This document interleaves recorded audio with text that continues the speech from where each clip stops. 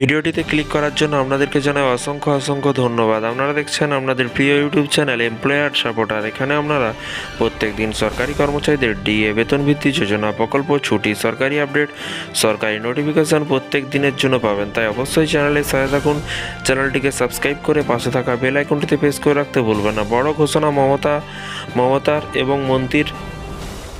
রাজ্যের চুক্তিভিত্তিক কর্মচারীদের জন্য বড় সিদ্ধান্ত। মমতা বন্দ্যোপাধ্যায় সরকারের বিভিন্ন দপ্তরে কয়েকশো চুক্তিভিত্তিক কর্মচারী রয়েছেন। তাদের অবসরের পর কিন্তু এককালীন ভাতার অঙ্ক এক ধাক্কায় বাড়িয়ে 5 লক্ষ টাকা করা হয়েছে নবান্নের তরফে, কিন্তু তা ইতিমধ্যেই ঘোষণা করা হয়েছে। এই ঘোষণার ফলে কিন্তু এবার সেই তালিকায় যুক্ত হলো শিক্ষা দপ্তরের অধীনে থাকা কিন্তু চুক্তিভিত্তিক কর্মীরাও। বড় ঘোষণা করলেন শিক্ষামন্ত্রী ব্রাত্য বসু। কি ঘোষণা করেছে? এই ঘোষণায় খুশি হওয়া শিক্ষা দপ্তরে এবং সোশ্যাল মিডিয়ায় এই বিষয়ে কিন্তু ঘোষণা করেছে শিক্ষামন্ত্রী ব্রাত্য বসু, যেখানে তিনি লিখেছেন, সুখবর, পশ্চিমবঙ্গ সরকারের বিশ্ববিদ্যালয় শিক্ষা দপ্তরের অধীনে সমস্ত চুক্তিভিত্তিক শিক্ষাকর্মীদের জন্য সুখবর। মুখ্যমন্ত্রী মমতা বন্দ্যোপাধ্যায়ের উদ্যোগে এই বছর 1 এপ্রিল থেকে তাদের অবসরকালীন এককালীন ভাতার পরিমাণ এখনকার বাড়িয়ে কিন্তু 5 লক্ষ টাকা করা হলো। এই সুবিধা প্যারা টিচার এবং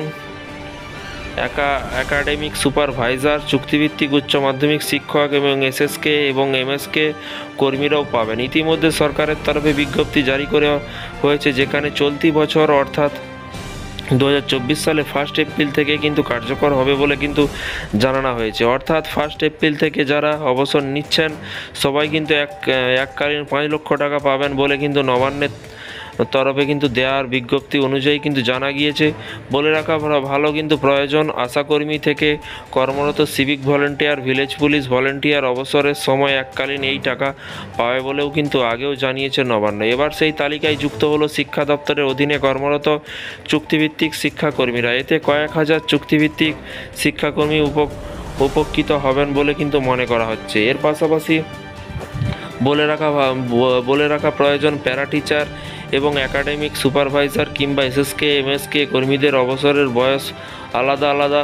সেক্ষেত্রে অবসরের পরে কেউ পেতেন 2 লক্ষ টাকা, আবার কাউকে 3 লক্ষ টাকাও দেওয়া হতো, কিন্তু এবার 5 লক্ষ টাকা দেওয়া হবে। সকলের জন্য কিন্তু একই থাকছে।